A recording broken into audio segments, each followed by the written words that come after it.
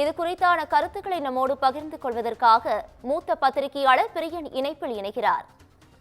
Sir வணக்கம் sir. இது குறித்தான உங்களுடைய கருத்துக்களை தற்போது எங்களோடு பதிவு பண்ணலாம். செங்கோட்டையன் இன்னைக்கு என்ன சொல்லியிருக்காருன்னா, 5ஆம் தேதி பார்த்து நான் உங்களுக்கு 5ஆம் தேதி உங்களை மீண்டும் சந்தித்து நான் பல விஷயங்களை மனம் விட்டு பேசுவேன்ற மாதிரி சொல்லியிருக்காரு. அதாவது தொடர்ந்து ஒரு அதிமுகவில் ஒரு வருத்தத்தில் இருக்கார், தலைமை மேல, அதாவது எடப்பாடி மேல வருத்தத்தில் இருக்காருன்றது ரொம்ப தெரிஞ்ச விஷயம். அதாவது அந்த கொங்கு மண்டலத்தில் ஒரு விவசாயிகள் விழா நடந்தது, பாராட்டு விழா நடந்தது. அதிலிருந்து செங்கோட்டையனுக்கும் எடப்பாடிக்குமான மோதல் ஆரம்பிச்சுது.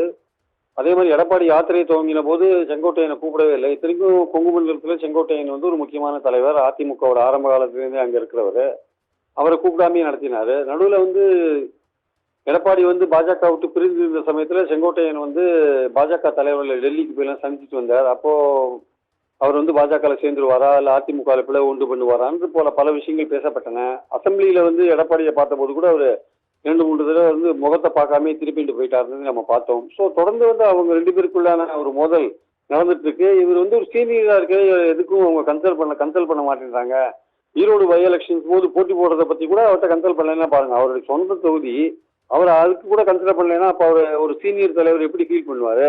ஸோ அதனால அவர் என்ன பண்ணுறாரு, இப்போ அவரோட வருத்தத்தை தெரிவிக்கிறதுக்கான ஒரு விஷயத்தில் இறங்கியிருக்காரு. இப்போ 5ஆம் தேதி பார்த்து கட்சி ஒன்றுபடணும், கட்சி பலவீனமாக இருக்குது, கட்சி ஒன்றுபடணுன்ற ஒரு விஷயத்தை முன்னாடி வைப்பார்னு நினைக்கிறேன். ஏன்னா வரப்போகிற எலெக்ஷன்ஸில் அதிமுகவும் பலவீனமாக இருந்து அதிமுக பாஜக கூட்டணியும் வெற்றி பெறத்துக்கான வாய்ப்பை இழந்ததுன்னா அதுக்கு முக்கியமான காரணம் அதிமுக இணைந்து பிரிந்திருந்தவர்கள் இணைக்காதது தான் ஒரு காரணமாக இருக்க முடியும். ஏன்னா ஓபிஎஸும் இப்போ விலகி போயிட்டாரு அந்த என்டிஏ கூட்டணியை விட்டு. தினகரனும் நேற்று சொல்லிட்டாரு, நான் என்டிஏ கூட்டணியில் நான் ஜனவரி மாதம் முடிவெடுப்பேன்னு சொல்லிட்டாரு அவர்.